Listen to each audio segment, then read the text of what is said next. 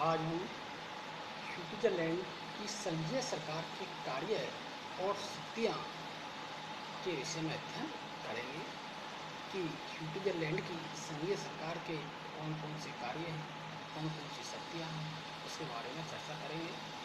संघीय सरकार मुख्यतः एक प्रशासनिक संस्था है और संविधान के अनुच्छेद 174 से के अनुसार इसमें स्विट्जरलैंड राज्यमंडल की सर्वोच्च निर्देशन और कार्यपालिका शक्ति निहित है। शासन शक्तियों के अतिरिक्त संघीय सरकार को कुछ महत्वपूर्ण विधायी, वित्तीय और न्यायिक शक्तियाँ भी प्राप्त हैं। अब वो कौन कौन सी विधायी शक्तियाँ हैं, कौन कौन सी वित्तीय शक्तियाँ हैं, कौन कौन सी न्यायिक शक्तियाँ हैं, इसके बारे में एक एक बार हम करेंगे। नवीन स्विट्जरलैंड के संविधान के अनुच्छेद 180 से लेकर 187 तक में संघीय सरकार के कार्यों और शक्तियों का विवरण दिया गया है, उल्लेख किया गया है। अब देखें तो कार्यपालिका शक्तियाँ कि स्विट्जरलैंड की संघीय सरकार की कार्यपालिका शक्तियाँ कौन कौन सी हैं। संघीय सरकार स्विट्जरलैंड राज्यमंडल की सर्वोच्च कार्यपालिका सत्ता है और इस क्षेत्र में उसकी शक्तियाँ निश्चित रूप से बहुत अधिक व्यापक है। कार्यपालिका के क्षेत्र में स्विट्जरलैंड की सरकार को अनेक शक्तियाँ हैं। देखें तो है सरकारी नीति का निर्धारण करना कि संघीय सरकार के द्वारा सरकारी नीतियों का निर्धारण किया जाता है। जनता और सरकार के संबंध स्थापित किए जाते हैं और शासन व्यवस्था का संचालन भी संघीय सरकार के द्वारा किया जाता है। वैदेशिक संबंधों का संचालन भी संघीय सरकार के द्वारा किया जाता है कि विभिन्न देशों के साथ संबंध स्थापित किए जाएं। आंतरिक और बाहरी सुरक्षा का दायित्व भी संघीय सरकार के ऊपर है कि किस प्रकार से देश के अंतर्गत आंतरिक शांति बनाए रखी जाए, आंतरिक सुरक्षा बनाए रखी जाए और बाहरी सुरक्षा किस प्रकार से की जाए, यह कार्य भी उसके द्वारा किया जाता है। और संघीय सेना पर नियंत्रण का जो कार्य है, शक्ति है, वो भी संघीय सरकार के पास है। अब देखें हम कि विधायी शक्ति है। वैसे तो विधायी कार्य संघीय संसद का कार्य है, लेकिन कार्यपालिका संघीय कार्यपालिका को भी कुछ विधायी शक्तियाँ हैं। संघीय सरकार के सदस्य संघीय संसद के सदस्य नहीं होते, लेकिन वे व्यवस्थापिका की कार्यवाहियों में भाग लेते हैं। वे संघीय संसद के किसी भी सदन में उपस्थित हो सकते हैं और भाषण दे सकते हैं। जब संघीय संसद का अधिवेशन होता है तो उसमें वो उपस्थित हो सकते हैं और उसमें अपनी बात रख सकते हैं, वाद विवाद में भाग ले सकते हैं और प्रश्नों के उत्तर देकर विधानमंडल की शंका का समाधान कर सकते हैं कि जो संघीय संसद के सदन है, उन सदन के सदस्यों की जो भी शंका हो, जो भी प्रश्न है, उनका वो उत्तर देते हैं। संघीय संसद के सदस्य न होने के कारण वे मतदान में भाग नहीं ले सकते। वे संघीय संसद के सदन में उपस्थित हो सकते हैं, वो भाषण दे सकते हैं, वाद विवाद में भागीदारी निभा सकते हैं और पूछे गए प्रश्नों का उत्तर देते हैं, लेकिन उन्हें मत देने का अधिकार नहीं होता। क्यों? कि वो संघीय संसद के सदस्य नहीं होते, इसलिए उन्हें मत देने का कोई अधिकार प्राप्त नहीं है। वे संघीय संसद के सहायक हैं जो उसकी इच्छा का उल्लंघन नहीं कर सकते। देखें तो संविधान के अनुच्छेद 182 के अनुसार संघीय सरकार को यह अधिकार है कि वह कानूनों के विधेयक संघीय संसद में प्रस्तुत करें और लगभग समस्त कानूनों के विधेयक संघीय सरकार द्वारा ही प्रस्तुत किए जाते हैं। व्यक्तिगत सदस्यों के विधेयक भी पहले सरकार के पास सुधार व सुझावों के लिए भेजे जाते हैं। जो व्यक्तिगत सदस्यों के विधेयक होते हैं वो सबसे पहले संघीय सरकार के पास भेजे जाते हैं, जिससे कि उसमें कुछ कमियां हों तो उसमें सुधार किया जा सके और उसमें जो आवश्यकता हो उसमें कुछ सुझाव भी दे सकें, और उसके बाद ही उन पर स्विट्जरलैंड की विधायिका का विचार करती है। इसके अतिरिक्त अध्यादेश जारी करने की संघीय सरकार अध्यादेश जारी कर सकती है तथा प्रदत्त व्यवस्थापन के अंतर्गत नियम बनाने का भी अधिकार संघीय सरकार को है, संघीय सरकार के पास है।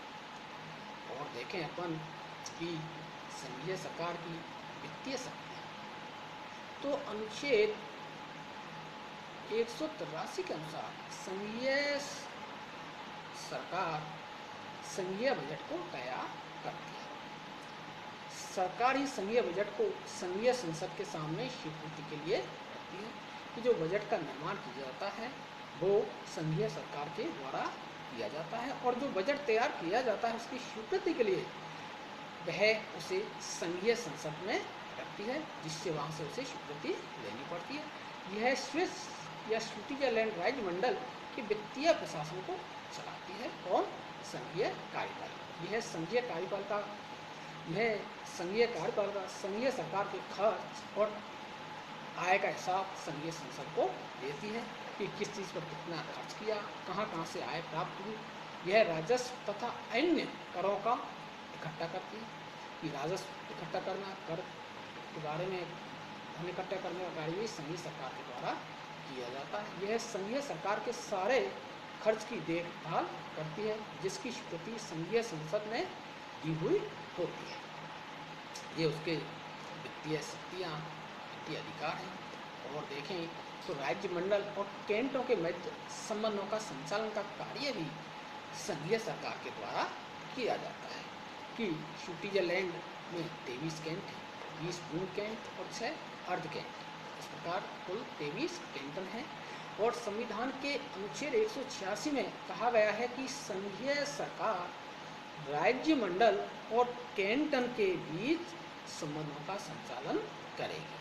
इस बात का उल्लेख संविधान के अंतर्गत किया गया है कि संघीय सरकार राज्य मंडल और कैंटनों के बीच संबंधों का संचालन करेगी और कैंटनों के साथ सहयोग करेगी। संघीय सरकार को कैंटनों के प्रशासन पर भी कुछ अधिकार प्राप्त हैं जो संविधान की ओर से प्रदान किए गए हैं। वह कैंटनों के संविधान की क्रियान्विति की जांच करती है कि स्विट्जरलैंड में एक तो संघीय सरकार व्यवस्थापिका है, संघीय राज्य मंडल है, उसका संविधान है, और उनके कैंटनों के अलग अलग संविधान है। लेकिन जो कैंटन संविधान बनाते हैं वो संघीय संविधान के अनुकूल होने चाहिए और वो गणतंत्रात्मक शासन व्यवस्था होनी चाहिए। और इस संविधानों की क्रियान्विति की जांच करने का कार्य भी संघीय सरकार के द्वारा किया जाता है। ये उसके संशोधनों पर स्वीकृति देती है। वह कैंटनों के वित्तीय, सैन्य तथा प्रशासनिक कार्यों का निरीक्षण करती है कि कैंटनों के जो वित्तीय कार्य हैं, सैनिक कार्य हैं और प्रशासनिक कार्य हैं, उनका निरीक्षण का कार्य, उनको देखरेख का कार्य संघीय सरकार के द्वारा किया जाता है। कैंटनों की विधानसभा द्वारा पारित कुछ विधियों पर संघीय सरकार की स्वीकृति आवश्यक है, अनिवार्य है, और जब तक संघीय सरकार उसकी स्वीकृति नहीं देती तब तक कैंटनों की विधानसभाओं के द्वारा पारित विधियों पर कानून नहीं बनाए जा सकते। तो कैंटनों की विधानसभा द्वारा पारित कुछ विधियाँ होती हैं, उन पर संघीय सरकार की स्वीकृति आवश्यक होती है। इसके अलावा कुछ संकटकालीन शक्तियाँ, अब ऐसे हम चर्चा करें तो स्विट्जरलैंड के संविधान में भारतीय संविधान की तरह कार्यपालिका को संकटकालीन शक्तियों का कोई चर्चा नहीं की गई है, कि संकटकालीन शक्तियों का कोई उल्लेख नहीं किया गया है। लेकिन देखें तो वर्तमान संविधान कार्यपालिका संस्था संघीय सरकार को कोई संकटकालीन शक्तियाँ प्रदान नहीं करती। इसका संकटकालीन शक्तियों का संविधान में कोई उल्लेख नहीं किया गया है, और उल्लेख नहीं किया गया है तो उसके बारे में स्पष्ट होता है कि उसको कोई संकटकालीन शक्तियाँ प्राप्त नहीं है। लेकिन विगत इतिहास और व्यावहारिक स्थितियों को दृष्टि में रखते हुए देखें तो संकटकालीन परिस्थितियों में संघीय सरकार विशेष शक्तियों का प्रयोग करेगी। संकटकालीन परिस्थितियों का सामना व्यवस्थापिका नहीं वरन कार्यपालिका ही कर सकती है। क्योंकि हमने पहले अध्ययन किया कि उसकी कुछ कार्यपालिका शक्तियाँ हैं, जिसमें सेना पर नियंत्रण और आंतरिक बाहरी सुरक्षा, विदेशों से संबंध स्थापित करने का कार्य जब कार्यपालिका के द्वारा किया जाता है, तो ऐसी स्थिति में संकट काल के समय कार्यपालिका के द्वारा इन संकटों का सामना करने का कार्य किया जाता है तथा कार्यपालिका संस्था संघीय सरकार संकट काल में अतिरिक्त शक्तियों का प्रयोग करे, अधिक शक्तिशाली हो जाए, यह नितांत स्वाभाविक भी है। अब हम देखें तो संघीय सरकार का संघीय संसद से संबंध, कि संघीय सरकार का संघीय संसद से क्या संबंध है, इसके बारे में देखें तो संघीय सरकार को स्विट्जरलैंड शासन व्यवस्था की एक विलक्षण संस्था कहा जा सकता है, और उसकी यह विलक्षणता सर्वाधिक रूप में व्यवस्थापिका अर्थात संघीय संसद के साथ उसके संबंधों में देखी जा सकती है कि उसके संघीय सरकार के संघीय संसद के साथ कैसे संबंध हैं। कि दो प्रकार की व्यवस्थाएं होती हैं, एक तो संसदात्मक शासन व्यवस्था और एक अध्यक्षात्मक शासन व्यवस्था। तो स्विट्जरलैंड में न तो पूर्ण रूप से संसदात्मक शासन व्यवस्था है और न ही पूर्ण रूप से अध्यक्षात्मक शासन व्यवस्था है, अर्थात इन दोनों शासन व्यवस्थाओं का समन्वय हमें स्विट्जरलैंड के शासन व्यवस्था में संविधान में देखने को मिलता है कि संघीय सरकार और संघीय संसद का यह पारस्परिक संबंध न तो पूर्णतः ब्रिटेन की संसदात्मक व्यवस्था के अनुरूप है, जिस प्रकार से ब्रिटेन में संसदात्मक शासन व्यवस्था है उस तरह है, और न ही अमेरिका की अध्यक्षात्मक शासन व्यवस्था के अनुरूप है। देखें तो स्विट्जरलैंड में संघीय सरकार के सदस्य संघीय संसद की बैठकों में भाग लेते हैं, प्रश्नों का उत्तर देते हैं और वाद विवाद में भाग लेते हैं तथा मतदान के अतिरिक्त अन्य सभी अधिकारों का प्रयोग करते हैं, अर्थात उन्हें मत देने का अधिकार नहीं है। ये इस बात की हमने चर्चा की, क्योंकि वो संघीय संसद के सदस्य नहीं होते। विधियों को के तो सभी प्रारूप संघीय सरकार द्वारा ही निर्मित किए जाते हैं, उनको बनाया जाता है, और निजी सदस्यों द्वारा सदन में प्रस्तुत किए जाने वाले विधेयक भी सर्वप्रथम संघीय सरकार में प्रस्तुत किए जाते हैं। किए जाने वाले विधेयक भी सर्वप्रथम संघीय सरकार के पास परीक्षण के लिए भेजे जाते हैं। इस प्रकार विधायी क्षेत्र में पहल संघीय सरकार द्वारा ही की जाती है, और संघीय सरकार कानून निर्माण के क्षेत्र में सर्वाधिक सक्रिय महत्वपूर्ण इकाई है। कार्यपालिका द्वारा कानून निर्माण में भाग लेने की यह प्रवृत्ति ब्रिटेन में संसदात्मक व्यवस्था के अनुरूप है, लेकिन इसके साथ यह ब्रिटिश व्यवस्था से इस रूप में भिन्न है कि ब्रिटेन में कार्यपालिका के सदस्य व्यवस्थापिका के सदस्य भी होते हैं, क्योंकि संसदात्मक शासन व्यवस्था में कार्यपालिका के सदस्य संसद के सदस्य होते हैं और व्यवस्थापिका में पराजित होने पर या विश्वास में खो देने पर उन्हें त्यागपत्र देना पड़ता है। लेकिन स्विट्जरलैंड में व्यवस्थापिका द्वारा कार्यपालिका का प्रस्ताव अस्वीकार कर दिए जाने पर कार्यपालिका द्वारा त्यागपत्र नहीं दिया जाता। तो इस प्रकार से हमने आज